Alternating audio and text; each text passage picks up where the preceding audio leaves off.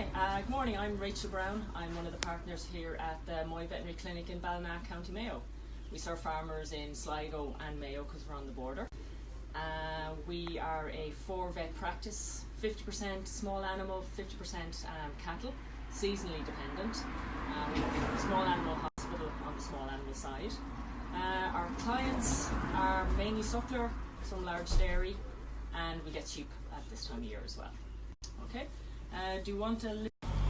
So this is our large animal reception, products for farmers, and this is our small animal reception, that farmer hiding. Oh, you won't. This is just our small animal area. Here's our small animal consult room, and it's quite big, but the practice has been established 40, 50 years. Luke Dodd set it up initially, then Ivan Heffernan took it over, then Monica Higgins joined, and then I joined. This is just a dental machine, sort of our prep room. This is our op room. Everything is not, it's not all set up for surgery at the moment because we've nothing planned for today. Digital x-ray. Hospital kennels. That's Natasha, one of our nurses. Wouldn't say this way. How's it going? So this is behind the practice. Farmers can gain access with their trailers just under the archways. And we encourage lambings to come into the office. It makes it more economically viable, but also, if it's a section, we have one of the nice section tables that we can crank on up, so we're not having to operate on our knees on the ground.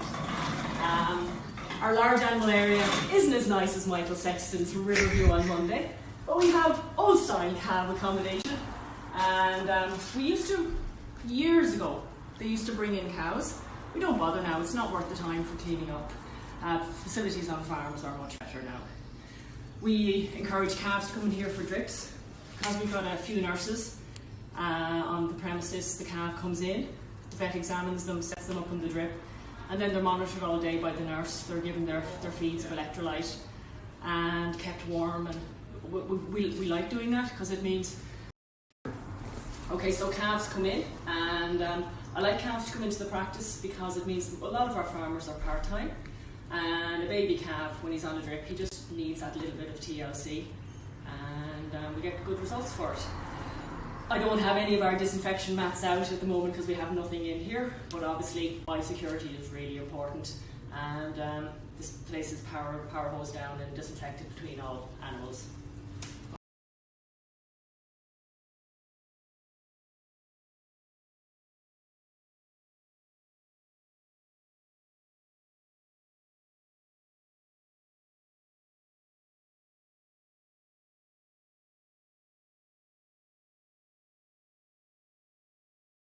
Okay, so last night's calving that you guys missed was a section. The farmer noticed her sick around 5, handled her at 7, and then rang me at 10:30 because nothing had happened. So put my hand in, and I noticed that there was a little twist visible. I could feel, and that means her calf bed was twisted. So if you imagine a calf bed like a balloon, so the balloon bit here, and then the neck here, and then the calf can squeeze out. When there's a twist, it literally just rotates. This was about a 270-degree rotation. I could barely get my hand in. And obviously she can't calve like that. So I wasn't able to fix it manually at the back because the calf was coming backwards and it was too twisted. So we decided to go for a section. What can happen with a twisted calf bed is you have a cow, she starts calving, but no water bag appears, nothing happens, and then she stops calving. And then we get called. So as I said, the cow starts calving and then seems to stop and no water bag has come, and a lot of farmers wait till she starts again. This farmer was great because he knew there was a problem straight away. A lot of times we can correct a twisted calf bed from just by handling the cow, but sometimes we have to do a section, and the section is a little bit more challenging because we have to try and untwist the calf bed before we can take the calf out with the section. And when we untwist it, sometimes if it's being twisted a long time, there can be a lot of toxins released and it can be really hard to stitch the calf bed up again. But last night Sky, he got her lovely and early, so it was absolutely fine, worked really well.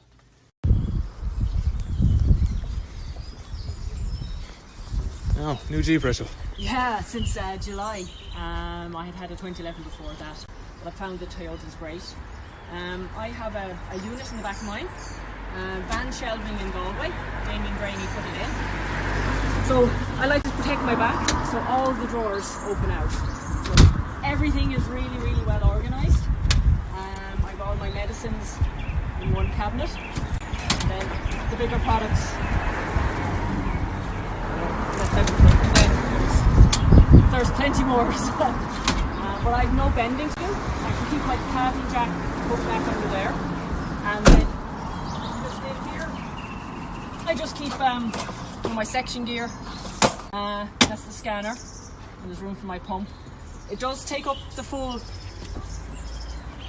So, yeah. Okay, this is January born. Yeah.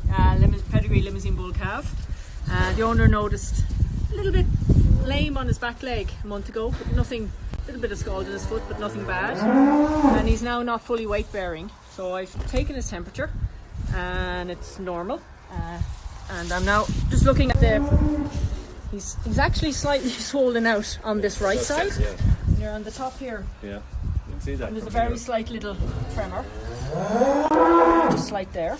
And I'm just going to push him over here now, because I want to see. Right. So just checking the foot. There is no heat, pain, swelling in any of his lower joint. If there was a little bit of swelling, I'd pair at the foot, but there's no point. Check in between the claws.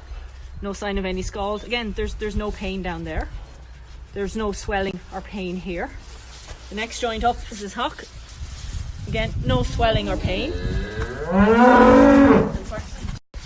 So now just checking a little further up. I don't feel anything. Of course, when we have something this size, you know, we can't. It's very hard for us to feel, and X-rays really aren't feasible for something for little calves.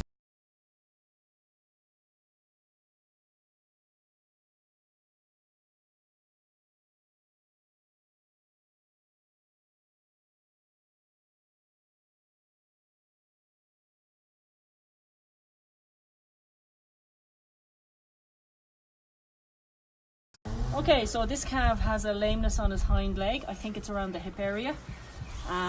Into the vein, he's had an anti-inflammatory painkiller, around a 72-hour action.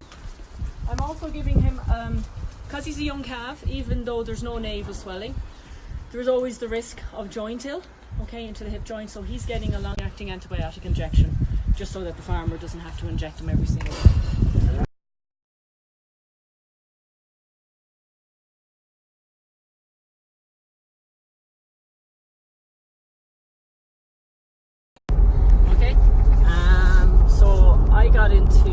I qualified in 1995 from UCD in Dublin.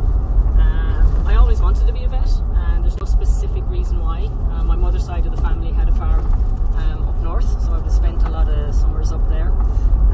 But there wasn't one major light bulb time when I said I wanted to be a vet, except that I did, and I was fairly determined about it. I started, when I qualified, I worked in Charlestown in County Mayo. And then I did a bit of travelling, and I worked in the UK in small animal and dairy practice. And I spent some time in UCD teaching students in the large animal department. And then I said I'd have another little look around Ireland, and I worked in Offaly, your neighbour, and then I worked in Cavan, and then in 2000. Okay. 2003 I came over here to Mayo, to Ballina, to the Moy Veterinary Clinic. I'm a partner here since 2006, and I'm just coming to a junction. So I really enjoy my job. At this stage I've managed to make it to suit me. It's one of the advantages of being the boss. One of the bosses, not the only boss. I have to say that. I really enjoy working with cattle. I really enjoy working with farmers, getting out, driving around, faced with a problem, you know, especially if it's a little bit challenging. Like last night's section, that was a challenging section. You need a bit of skill for it. So you get your day is full of all of these little buzzes. you know, some things don't work out, but you know, you stick to the fun bit. And so I've always wanted to work with cattle, but I like working with dogs.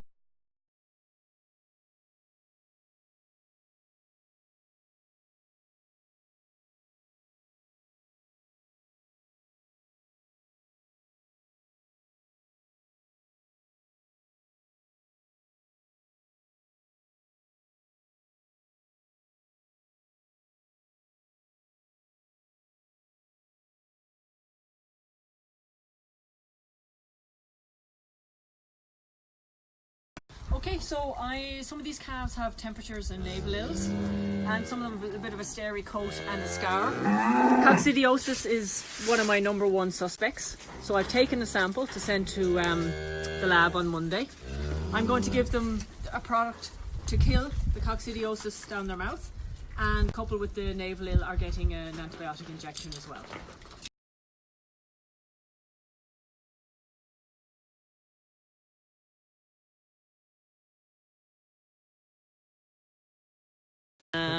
If you have a bottle that you're taking multiple injections out of, have a needle in it that doesn't go into the animal, so that you don't contaminate the group.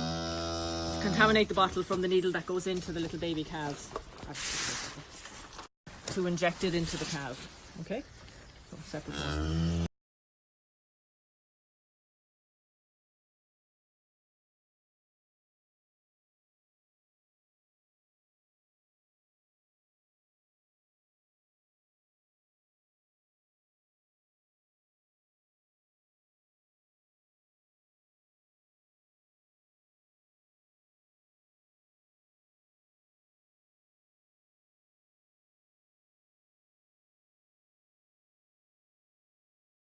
Okay, so that was a farmer. They're about month-old calves through to month-old, and he thought some of them had scar, but if you notice, some of them have like a starey coat, and a couple of them had swollen navels.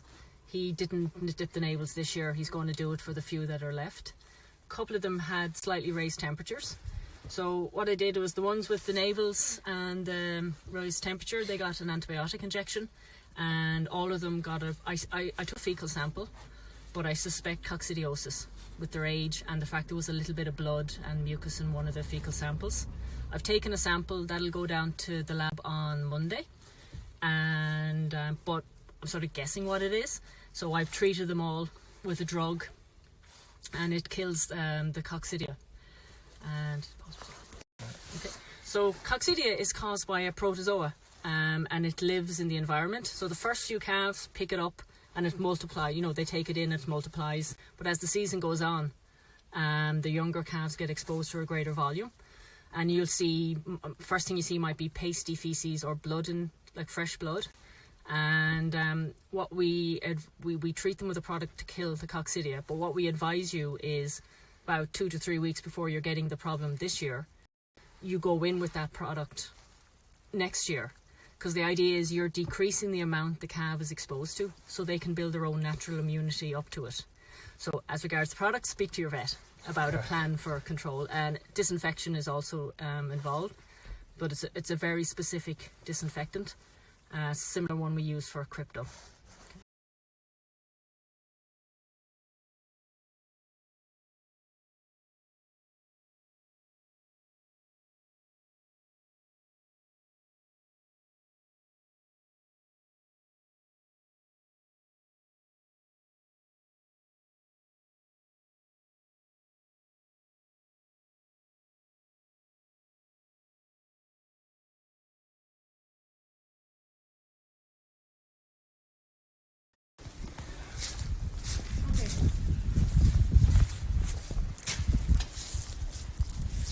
So this is just a hay shed on a dairy farm that the farmer has converted to accommodation for his replacement heifers.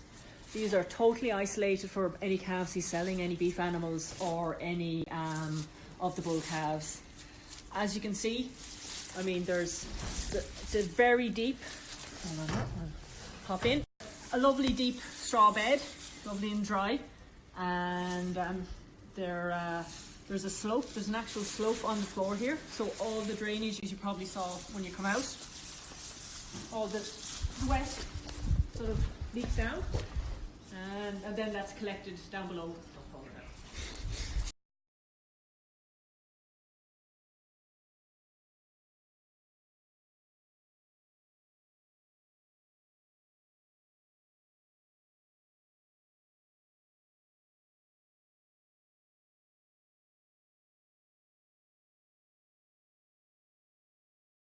Okay, so this is a revisit to a little calf I saw yesterday. She was very sick and depressed. She had a temperature of 40.5. We suspected pneumonia initially, and then on examining her, I noticed where she'd been debudded. How long ago?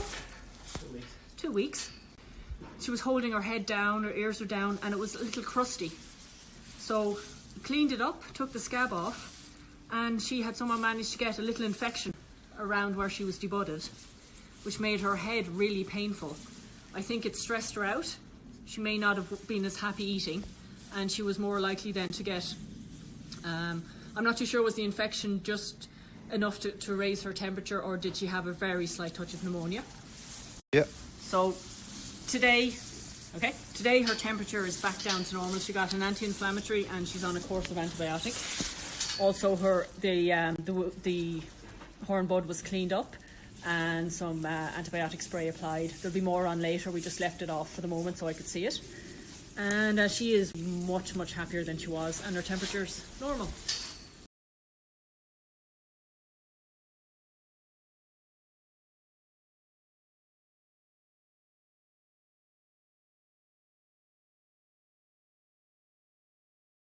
So this is a cow who has a left displaced abomasum, so a stomach issue. I've just taken a blood sample from her tail vein, and we're going to do a measure of her ketone level, blood ketone level. Hold on now. Yeah, just 1 second. So I'm just adding blood onto the test strip, and it just gives a countdown. And when that gets down to 1. Okay, so she still has ketosis, so she's improved a little bit, but she hasn't, obviously we still have a stomach. So her stomach, if you look at Monday's Snapchat, Michael Sexton goes through LDAs and gives it an excellent explanation behind it. We're not doing surgery on this girl today because last night she decided to get herself stuck in a little bit of mud. I don't know how she managed it. So her calf bed infection that she has is responding really well to antibiotics. So we're going to give her supportive care, and we'll follow up in a day or so with the surgery.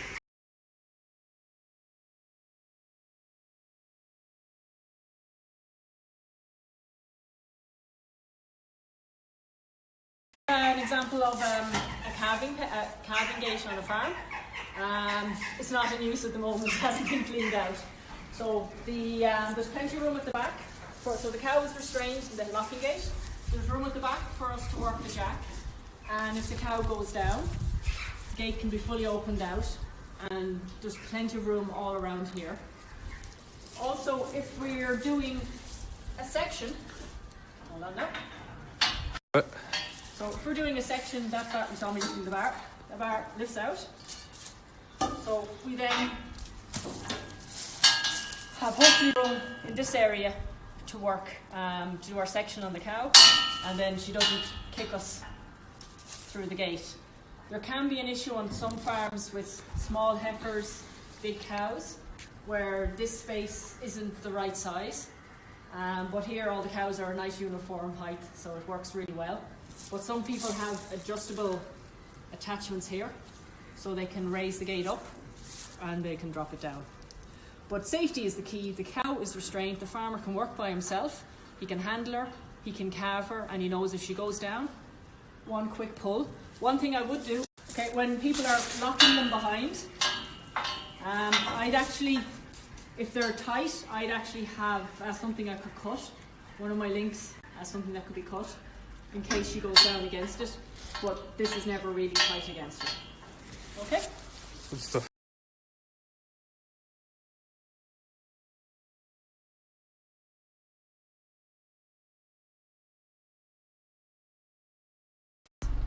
The red and white behind is Montbéliard, and then Frisian are the black and white.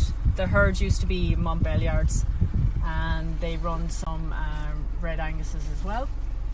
And there is a couple of Dexters, but they're not around here at the moment. And some Frisians in the back.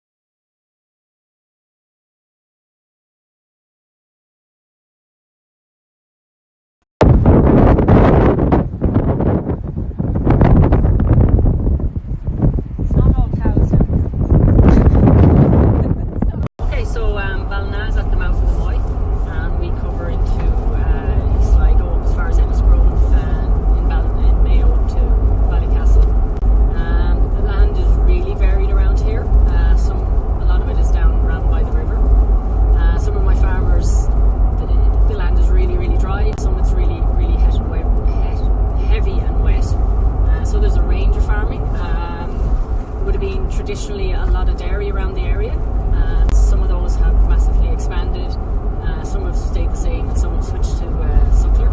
Suckler is probably king around here. We produce weanlings for sale to the Midlands and the East for finishing. So October, big busy sale time, the back end, September, October. Okay, so as I said, suckler is king. Farm size, it can go from 5 cows to 60 cows to, I think on the suckler side we might have some a little bigger than that. So most of them are small to medium sized. The farmers are either part-time, or we have a lot of part-time farmers, and then some full-time as well. As I said, many are weanling production. Some now will keep the young bulls for bull finishing, or heifers for the factory. Sorry, we just paused for a second. Okay, so now we've made it through the maze of traffic in Ballina, so we can chat again. So a lot of suckler farms around here, and we actually have some sheep as well. And the farm size varies from, as I said, a few cows to quite a few cows to quite a number. And over the last, most of you are familiar with the knowledge transfer scheme, and that's been running locally as well for the last few years. So we've been involved in giving the talks. For example, at the meetings with the Chagas, doing the knowledge transfer plans. Herd health has always been something we're really interested in around here, even years ago. And whereas the benefit isn't always obvious when you only have a small number of animals per herd, if you can prevent disease in one of those calves, that's a huge. Okay. So even though herd health is mainly used, people think it's mainly for big farms, even on a small farm, if you can save one calf or ensure that calf's daily live weight gain remains high, you will get some sort of a financial return for the owner. And disease prevention is good, but it can lead to quiet days on call as well.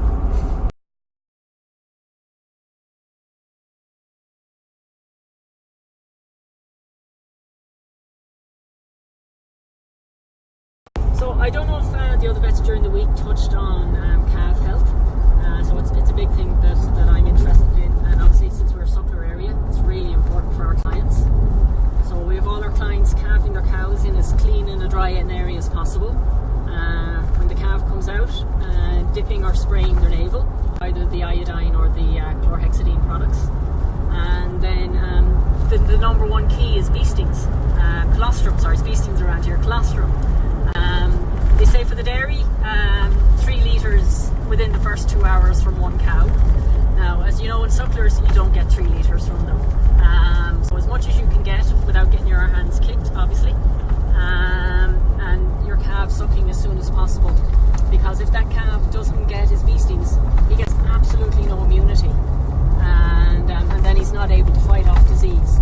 And especially with our suckler calves, they're that bit bigger, and some of them have had a tough time calving. When you have a calf that's had a tough time, he's had a bit of a pull, you're sitting him up on his chest, so we call it sternal recumbency. So you don't want him lying flat out on his side, because you don't know, has he damaged one of his ribs, okay, and you don't know which side. So if he's sitting upright, and a lot of times there are lots of different supplements available that have caffeine in them or have oils for energy in, and we find using one of those very shortly after birth will give the calf enough energy to sort of come around a little bit, and then when he's brightened up, or if he's standing, either have him suckling his mother for his colostrum, or else we advise our farmers to stomach tube colostrum into them.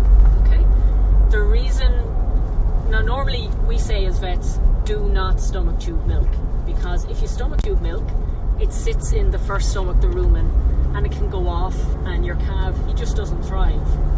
But up until they're about 36 hours old, so up until it varies between 24 to 48 hours old, it's safe enough to stomach tube the colostrum or stomach tube milk. So obviously colostrum within the first 6 hours is the ideal time frame.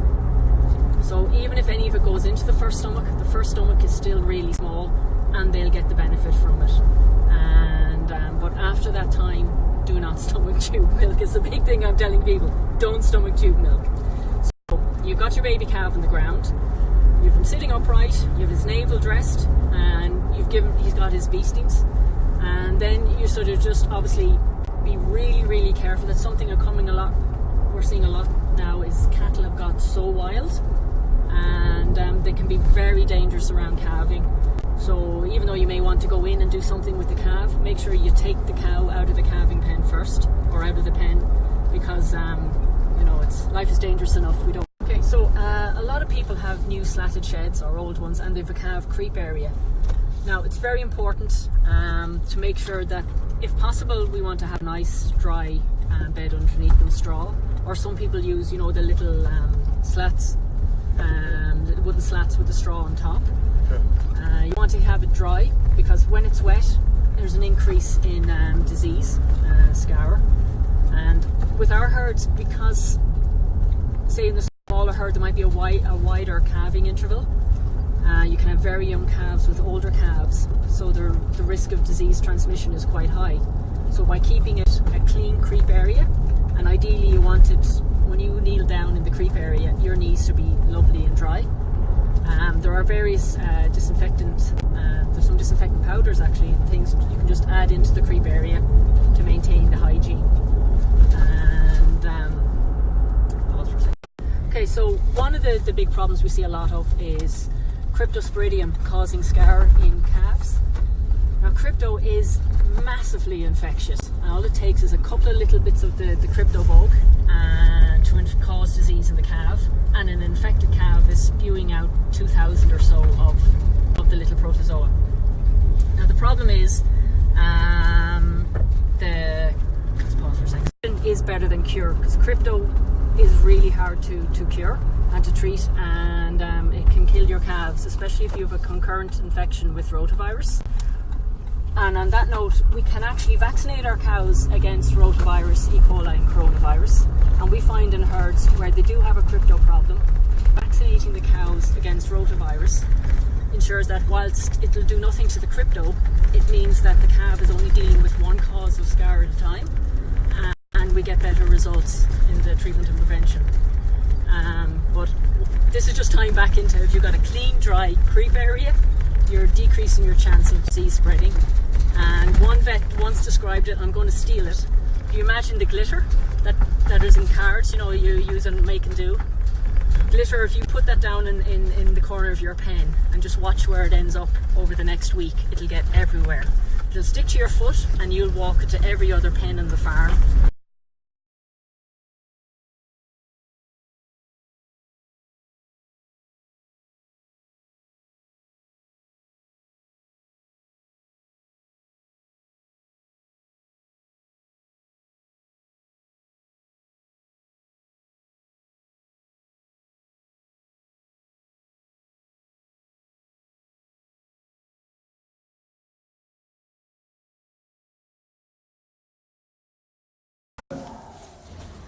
So there's mastitis in this quarter.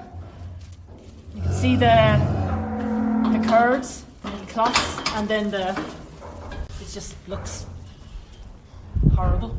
I think it's the technical.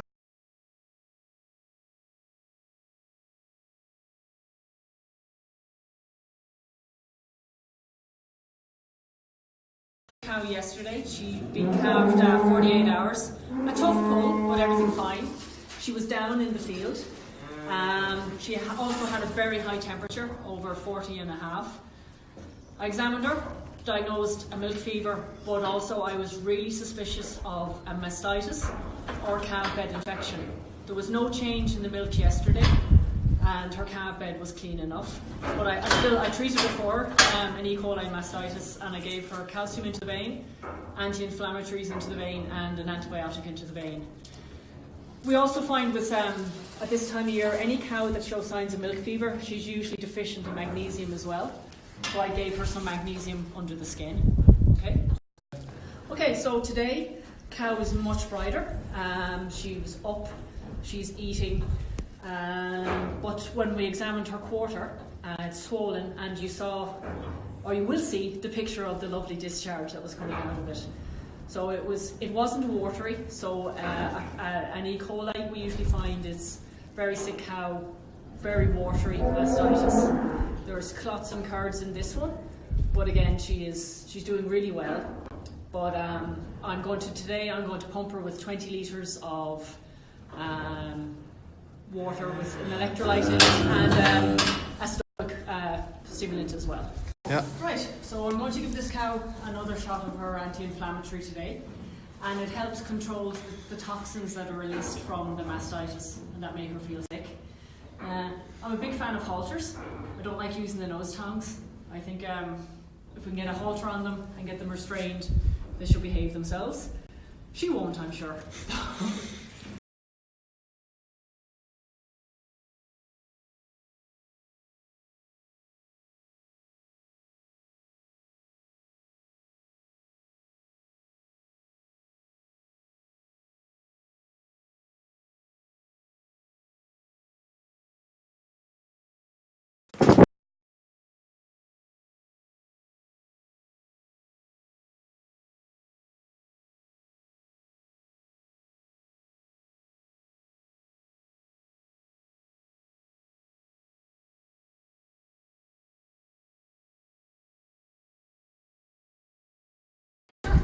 So if I go quickly, it can actually go down and back up again. So it's a really easy one to use.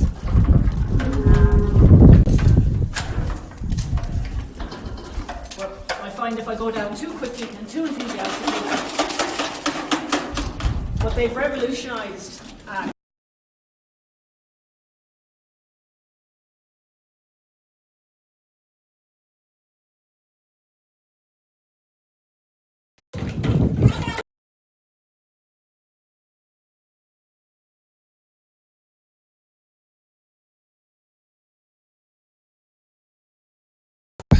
Okay, so just for people, when you're taking out stomach tubes, it's especially like baby calves, always bring it out in line with the head, straight out, and try to control the head a little bit as you're removing it, except because you don't want to damage his neck on your little baby calf.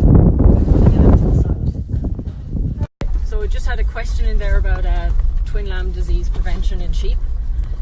So the big thing is scan your sheep, know who's carrying multiples, feed them appropriately in the last third of pregnancy so that they don't lose too much weight, and then when they keep a very close eye on them. And if they're going off their feed, there are some supplements that you can chat to your vet about that you can give to them to boost their blood sugar level. But the big thing is find out if there are twins or triplets in them, keep the body condition score up on them, make sure their fluke and worm dosing is up to date as well. Okay.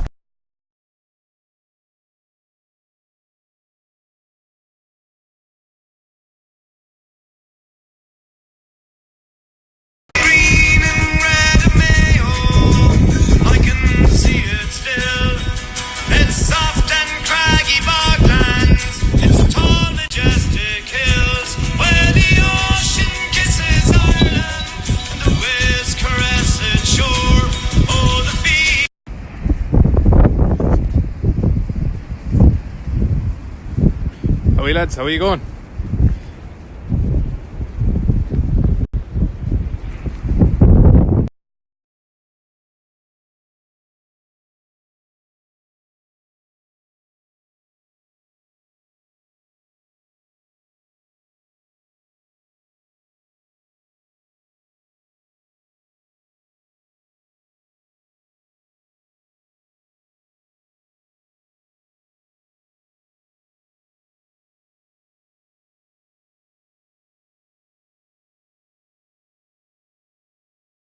So this is a heifer. She calved on Tuesday, about 4 days ago. Yes.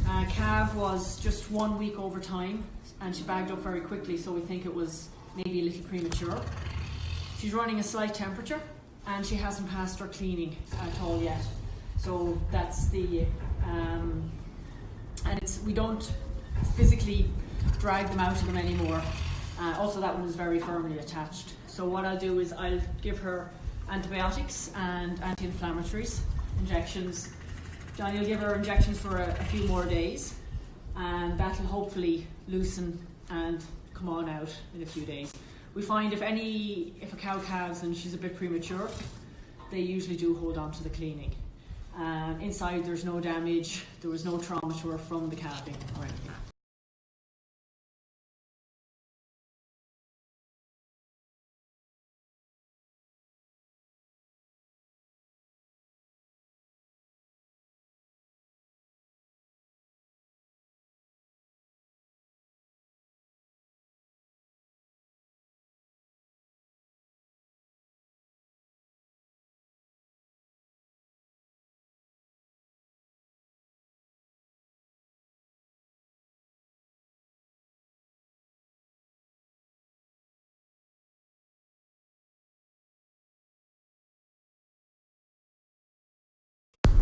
Hi, so that cow, she was a heifer, calved on Tuesday.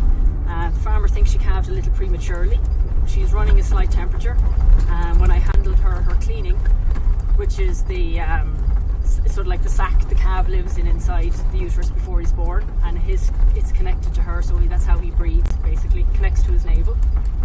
It hasn't come away at all, so she has a retained cleaning. That one is very firmly attached. We tend to treat these medically now. We give them, if they're sick, we give them antibiotics and we give them anti-inflammatories because it's a very painful condition. 7 days after they're calved, we usually handle them to see is it ready to come, because a lot of times it's loosened its attachment to the cow's uterus, and we can just pull it out with very little traction. We don't bother putting a lot of traction on because we don't want to cause more harm to her. Okay, so after removal, we use again systemic antibiotics. I don't tend to put any antibiotics at that stage into the uterus, but if a cow is still dirty, say after 30 days after calving, there are some very good intrauterine antibiotics available that have zero withdrawal and can help control sort of a low level, call it endometritis, just sort of an infection in the uterus, and this can affect the cow's subsequent fertility. I do find though that most cows, especially sucklers, when they start cycling again, they'll naturally their body will clean everything up. So if we can keep the cow healthy, she'll clean up her calf bed herself. Okay. About blackleg vaccination in calves. So blackleg is clostridial disease, and we advise everybody to make sure that their young stock have had the full primary course, which is the 2 injections of the clostridial vaccine before they go out onto the land. I'd actually advise people to use the vaccine that covers the 10 different forms of clostridial disease that we can protect against, especially on farms where there's any reseeding or construction work going on, or forestry as well, because anytime the soil is broken, we're massively increasing the risk of blackleg, and we've had blackleg outbreaks in calves on farms where they planted forestry and let the cattle graze the headlands, where farmers put in a new gate post again, so we dug a hole to do that. And then another farmer, his best calf died. A bull came and he rubbed, as bulls do. One farm bought a new bull and he went out to the field and rubbed around the hedges as they do, digging up all the dirt. And he had blackleg in one calf at least that died. And so blackleg, it's a clostridial disease, so that's the class of bacteria, and it lives in the soil, can live for about 50 years.